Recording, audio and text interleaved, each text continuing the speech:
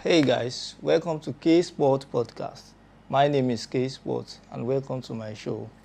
I'm here with a guest. My guest. Yeah. How far? Yeah. Good day, everyone. Yeah, my name is T-Swag, the sugar daddy with no pot belly. You know, this is not the first time you are seeing this face.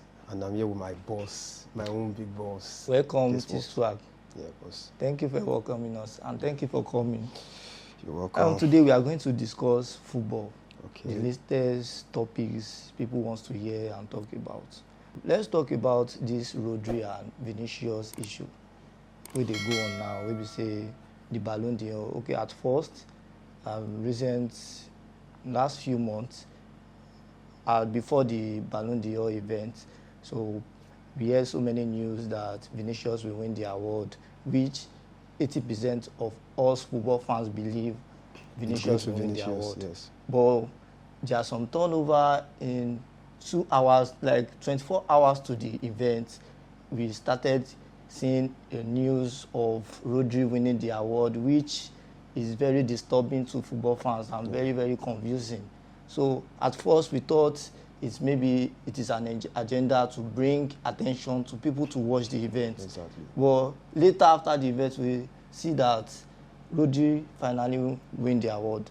So what did you think about this issue? Because some people are saying Real Madrid president, what's his name, Perez, has issue with FIFA and UEFA also.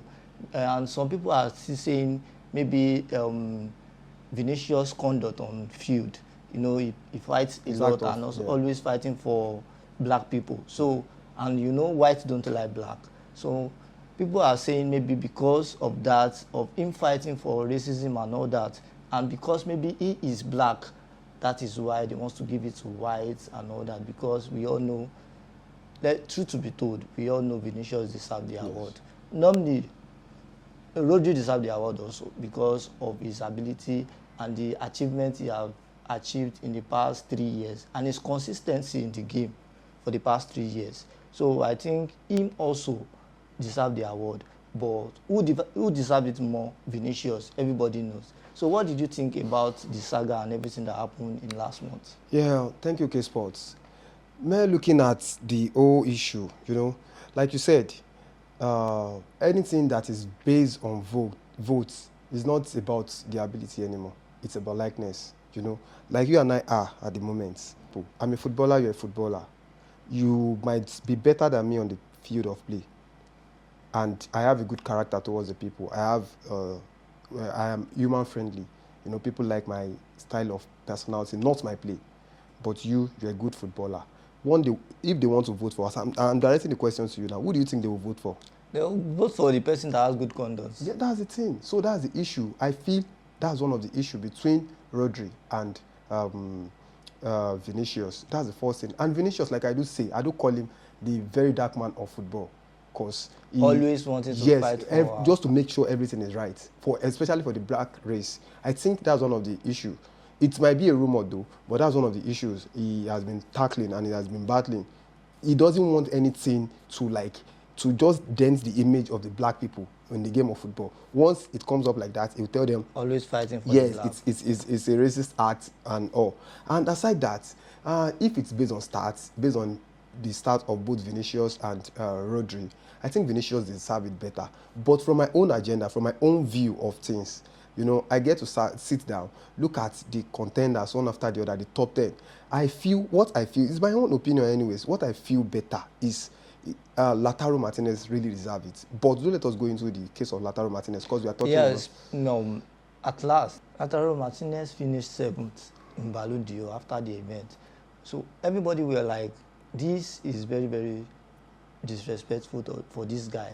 Having a very incredible form last season, winning the World Cup, winning Serie A, the Copa America, even the highest goal scorer in Copa America, highest goal scorer, best player in Serie A, best player in Serie A. Like, you know, so many achievements like that, and ending in 7th. Yeah. So this thing is like favoritism, not about the ability, as you said earlier. Yes. But some people were saying, I'm throwing this question to you based on what suggestion of people on this award. They said Serie A is not part of top 3 league in Europe. Maybe that's why they dropped him to 7th. Maybe if he's playing for either Premier League or England, if we have the edge to win ahead of Mbappe and all this. I just wonder how people reason and think about the game of football. I do tell people, you don't watch football with emotions. I'm an Arsenal fan. That is it. I don't watch football with emotions. You don't watch, say the fact. I'm an Arsenal fan, and even last week, that was the day it was last week I told my fans on WhatsApp I'm an Arsenal fan. Because the way I used to drag Arsenal fans, they always think, say you be Madrid fan. I be Arsenal fan, but I go tell you the way people think. Me being an Arsenal fan, even my club, whenever we do something that is not up to standard, or I will need to let people know that no, not because this one is not a true Arsenal fan. It's not. Just let them know it's not rubbish. This is how this thing is supposed to be. This is how it's supposed to be. Okay, talking about, for example, Kopama and some other Arsenal player. I'll be like, this guy Kopama is a very good player. You don't need to compare him. You understand? Just so in the case of Lautaro Martinez, people talking about he's not in which league is top league. They said the top 5 leagues in Europe: Premier League, La Liga, Serie A, Bundesliga, French league. Those are the top 5 leagues. So why should it be? The only thing I feel affected this guy more is the PR. They never had PR. Public relation in Italy is very low. You see even their followers, their club followers, their social media followers is very low. They don't promote things. This guy will score. They won't do anything. It happens to our boy, Osimhen. When Osimhen was banging goals, if not for we Nigerians that push this guy when it comes to this even African. Look now, we are Nigerians that's pushing. Atalanta does not have anything. Now check the difference. Let me say this thing. Check the difference of Osimhen being in Galatasaray. Despite the fact most of us don't watch his game.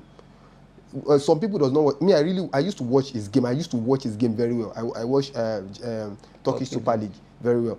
And the way you see Galatasaray talk about this guy, you'll be like saying, this guy will collect next world best too. Because the hype is too much. Unlike Serie A, they just talk, in fact, they will not even write it in English, just their language. It will be an interpreter. Yeah, mostly about their language. You understand? They'll use the language, and they have to use Instagram or TikTok or whatever interpretation before you can get it. So I think that was what affected Lautaro Martinez more, the PR. Because Madrid actually shifted from Bellingham to Vinicius. So they centralized. They understand the game. Yeah, Madrid centralized their PR majorly on Bellingham. Although they wanted 3 of Madrid players on the podium, like they want Mbappe, Bellingham, and Vinicius on the podium. And they tried. Cavaja too is there. Yeah, Cavaja was there. Cavaja was part of the 3. So the major PR Madrid wanted was on Vinicius. But eventually, one way or the other, we never knew what really happened. Recently, we saw how they voted. And some journalists, some people that voted, a man from Philippines really complained that he voted for Vinicius Jr. as a first. Why is he seeing him on his own? This thing, it was did online. He saw it as the third. I met Vinicius on his own card as third. Why should it be so? So I think there's an error with. This thing is, you see, anything that is controlled by human. Yes. Expect anything. So that is why I don't rate awards. That's the issue about Ballon d'Or now. That because anytime, since it's just about like votes, election. Exactly. It is an the election. result they tell you that you agree to. Now, I look at the list from the fact that I saw Kopama. I'm not a Chelsea fan. I'm just a Parma fan. I love the boy so much. I'm an Arsenal fan. But the fact I saw Kopama at 25 and Dani Olmo should be 15 or 14. Dani Olmo was ahead of Odegaard or ahead of Saka. If Dani Olmo could be ahead of these guys, what's more? So Ballon d'Or I think, is just not worth it. He's losing credibility. He's losing his credibility. So this one is actually erupts so many things. So we don't need to dwell much on it. Anyway, let's go to the next one, which is I want to ask you a question. Okay. In prime of Kante and prime of Rodri, which one you would choose, and which one is the best? Was there any time Kante is not in his prime? Kante that is playing in what's it called, Saudi. Oh, that question I do. Was there any time Kante is not in his prime? There is no time Kante is not in his prime. He's always in his prime. Even that guy is very, very good. Even to this minute, check the Kante of Leicester. Let's say, okay, during the days Kante was at Leicester City when they won the league. Rodri should be, I think, Villarreal, or he was not even in Atletico. He was not in Atletico then. He was in Villarreal before Atletico. Yes. Those days, nobody knew who Rodri was. And Kante was playing in a lesser club. And even won the Premiership. He even won the Premiership with a smaller with that club. He even won the best player of the league season at Leicester City. Can you imagine? So where does the comparison come from? Or because even when he went to Chelsea, he was leaving Chelsea, going to Saudi. No, Kante from Saudi. There was a time from Saudi he went to France. They called him for last. No, that's what I'm saying. There was a time he lost his Kante thing when France had to drop him. I think for like a year or so they didn't call him. When he gets to Saudi, that was when Chelsea flopped. Chelsea flopped. Kante flopped as well. So he went to Saudi league. He got himself back to the country. Being flopped is because of his injury. Yes, he was injured. Yes, not because he flopped per se. He has a lot of injuries. It was because he was injured then. So he had to, when he redeemed himself at the league, at Saudi league. France had to call him back. He was a starter. Honestly. Ahead of people playing in Europe. So tell me, when can? For this part, he won 3 man of the match back to back. Yes, in that competition, Euros. in that Euros. So now tell me when and where Rodri could be ahead of Kante in any form. I also laughed. Now imagine a Kante of this the Kante of I think 2017, 2018 with this current Ballon d'Or saga or whatever they are doing. Do you think he won't win it back to back? Honestly, sure he will. With the kind of record the man has pulled, with the kind of has a lot, very good. You will see him everywhere. Everywhere. It's just a very phenomenal player. There's not it's just extraordinary. We don't need to. Kante is not a match for Rodri. Comments on comment section. Rodri and Kante, the prime of the two. Which one is the best? To me, Kante. Is there any time Kante loses his prime? He's always in his prime. If you don't take pitch like this, and Rodri now, we know Rodri now. He's not up to 5 years, and Rodri is, I think he's almost 30 now. Now imagine a player coming up. His peak from 5 years ago. Credit to Rodri. Yes, his effect is showing on Manchester City. He's showing on Manchester City big time. They could lose 4 matches back to back. Even before they lost. I was telling people that there's a big difference between winning and being in form. Man City are just winning. They are not in form. So it shows when they met bigger teams that are in form, they beat them very well. You know, a Man City that could lose 4-1 to Sporting Lisbon. And lose 2-1. From 1-0 down to Brighton. From the match they played against Brighton, they could lose from 1-1. When was the last time Man City was ahead of anything? That's the same thing that happened against Sporting Lisbon. They scored first. Man City was ahead of the game, and they came. The two last games they played, they are ahead. That's very awful. So they see the effect of Rodri. So Rodri can never be sidelined as well, but not in the context of Kante. Kante is a big. So you hear like that. I guess talk say Kante and Rodri no be mates. No. And normally, if you don't do that debate, Kante and Rodri no be mates. No, it's not a debate. It shouldn't be a debate. It's not Kante and ACL, Mikel, although those are his caliber. Yeah. Okay, let's move to the next one. In the last few months, last month, Ten Hag got sacked by Manchester United, and immediately they walked to signing Amorim, from Sporting. So Sporting has to let them wait till November 11. So he will resume to Manchester United November 11. So, and he won against Man City, which is neighbor of Manchester United, 4-1 in Champions League. So this has been giving Manchester United fans a big confidence that he is coming with good effects. So with that formation, formation is used in excelling in Sporting. Can he bring it to Manchester United with the kind of player they have in Manchester United to succeed? Well, to be blunt, no. Not because Amorim is not a good coach or something, but I can tell you for free that Manchester United will stain Amorim's white. It happens. We can see it. No, seriously, that's it. The caliber of player they are. I will not say anything, though. They have presently. Man, you fast in the year. Yes, I'm saying it. You all know me. It's still swag. The sugar daddy with no pot belly. You can come to the comment section. Let's talk about it. I know why I'm saying so. Okay, now, look at the person of Ten Hag. Okay, let's start with David Moyes.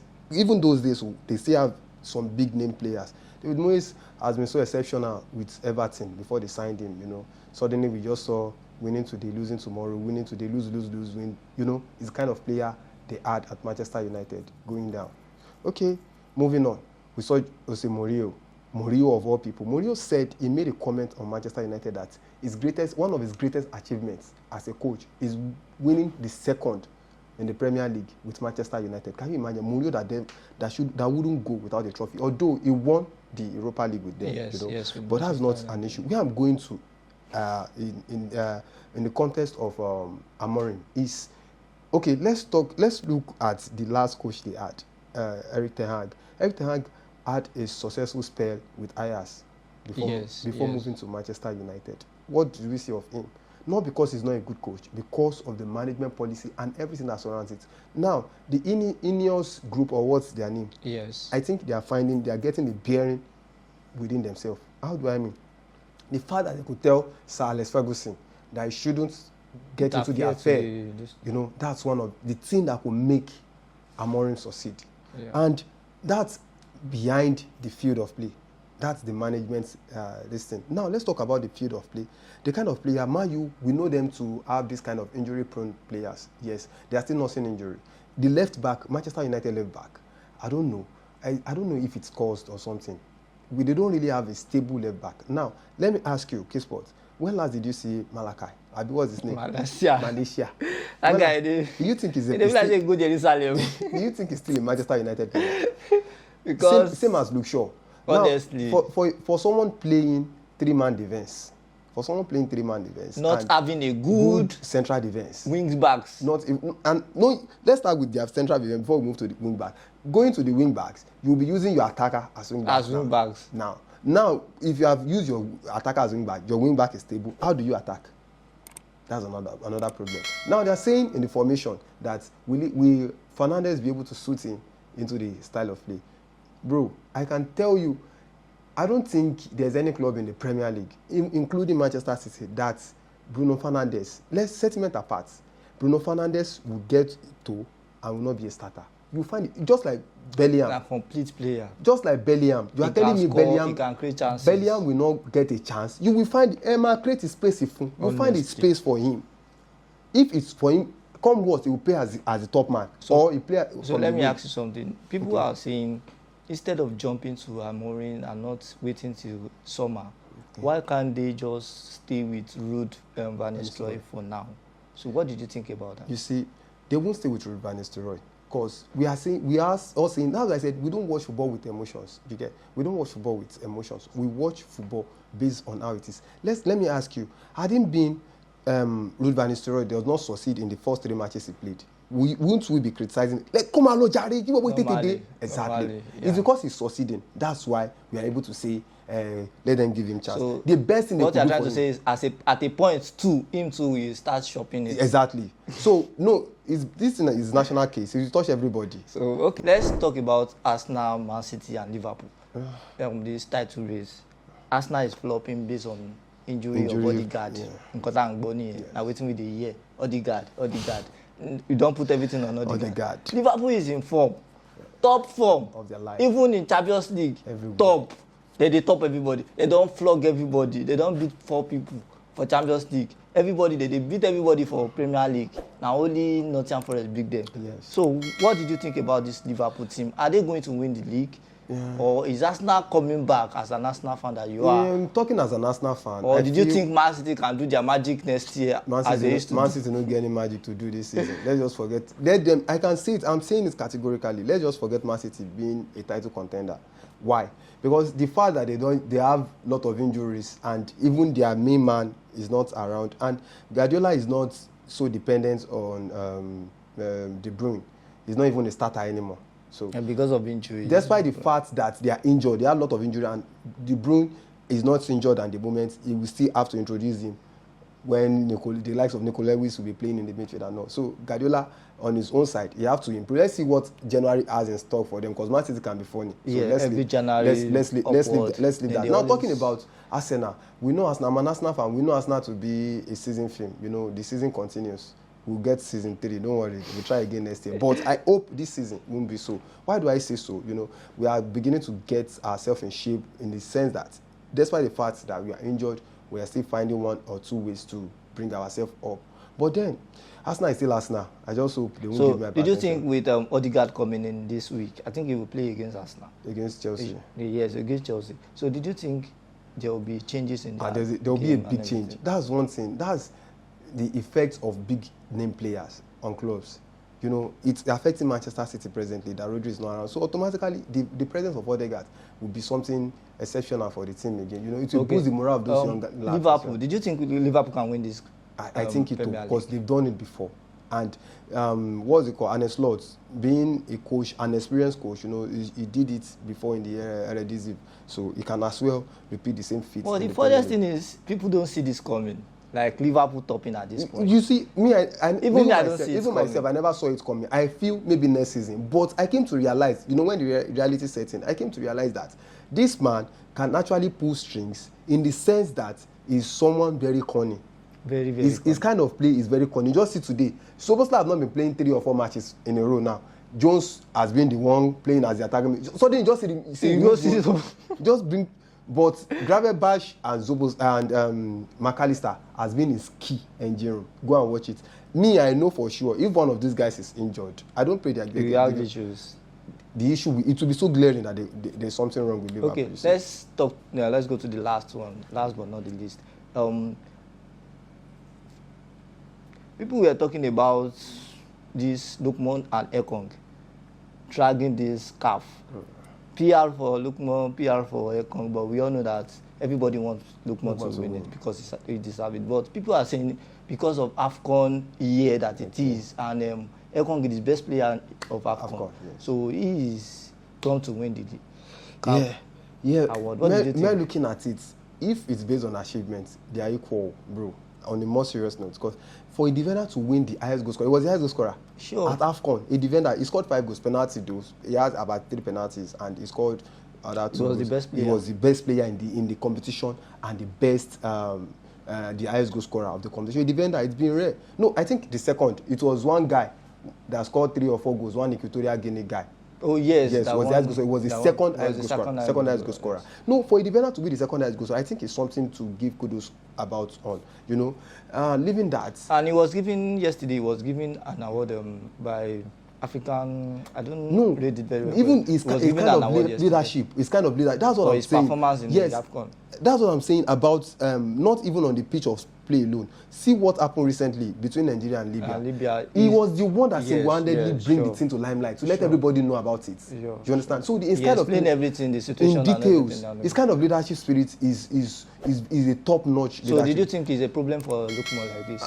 It's not a problem because they are still brothers, but because of the name, Ekong is different from Lookman.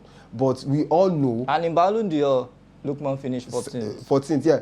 And we all know that the PR Lookman had and is having, this guy, Ekong does not have half of it. If the person we are feeling could be a contender was this Madrid bad guy, Diaz. It was not even part of it. After him, is Boniface. Boniface is not there. So who is now Ekong? Boniface is not there because of he did not play AFCON. At the AFCON. Boniface has a good record. That's why we are saying maybe AFCON will be the main point of choosing the award the main point of choosing the this thing. Lookman is part of the best player in AFCON. Yes. He's the first 11.